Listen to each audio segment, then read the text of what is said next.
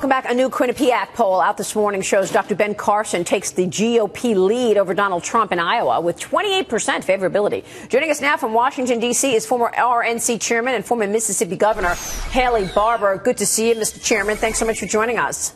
Oh, Maria, thank you for having me. So what's your assessment of all of this? I mean, I know that it's early to really focus too much on polls, but Dr. Ben Carson even taking the lead over Trump. How do you read it? Well, as you say, it's very early. Polling done the summer and fall before a presidential election year, and particularly in the primaries, is usually not very predictive of what will happen in the following spring.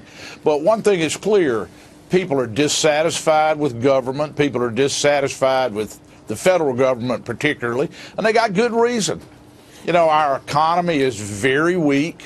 The government itself announced that compared to 2008, median household income is 6.5% lower today than it was in 2008. Wow. Only 48.5% of adult Americans have a full-time job. If you compare this recovery to the recovery after the last deep recession that ended in 1982, in the 6 years since this recession ended, the economy's grown on average 2.2% a year.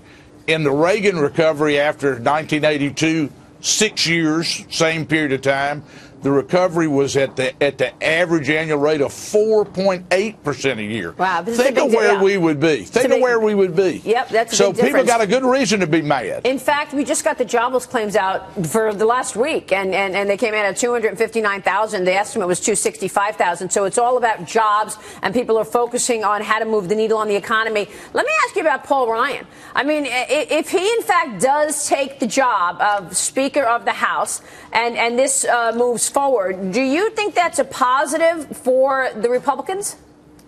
Well, Paul Ryan is a guy who is focused on the economy. He is focused on real issues. He's not somebody who just complains. And if Republicans in the House will follow his lead, the House will be productive. But one thing that people have to understand, under John Boehner, the House in the last Congress sent the Senate 330-something pieces of legislation that passed the House that the Senate didn't take up under Harry Reid.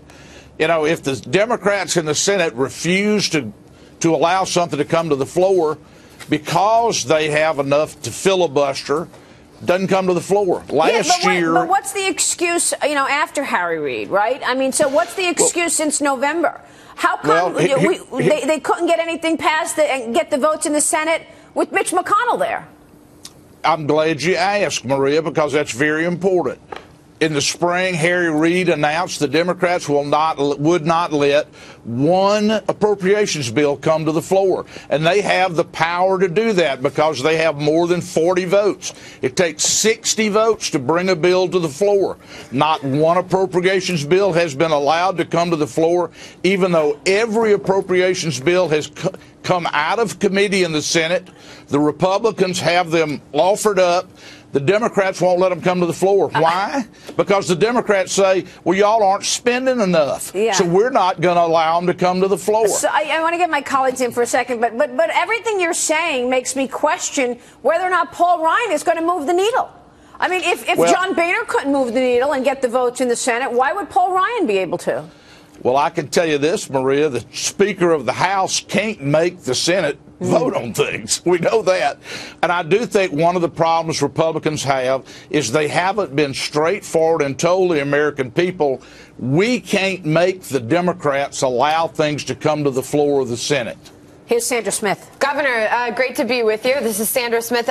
Hey, Sandra. Do you expect fireworks today with Hillary Clinton testifying on the Benghazi attacks from 2012? Do you expect to learn anything new out of this today? I hope so. I think Chairman Gowdy, who is a former prosecutor, has been very serious and workmanlike in this and has tried to keep it from becoming a circus. This is serious business. 4 Americans were killed over there, and a lot of people in our country don't understand why the government, our government, did not try to do more.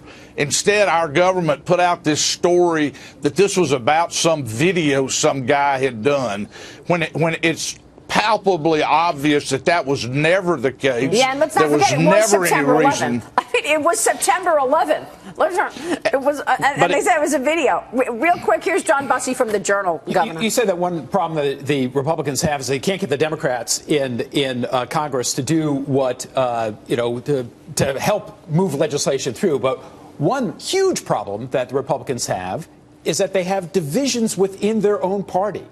Back to Maria's question. Paul Ryan gets elected Speaker of the House. Is it going to be any different in the House? Same divisions as John Boehner had to contend with?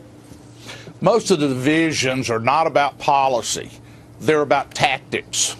And it is bad when 30 guys say we ought to vote to shut down the government over this, shut down the government over that, when we have proved repeatedly that does political damage to us and doesn't actually help anything on a policy front. But there's very little difference among our conference on actual policy, whether it's on social issues, spending issues, or national security issues. All right, we will leave it there. Governor, it's great to have you on the program today, and I want to say a big happy birthday to you today, Governor. Well, thank you. I appreciate that, Maria. We'll Thank see you, you ma'am. soon. Thank you so much, Governor Bye-bye. Haley Barbour there. Big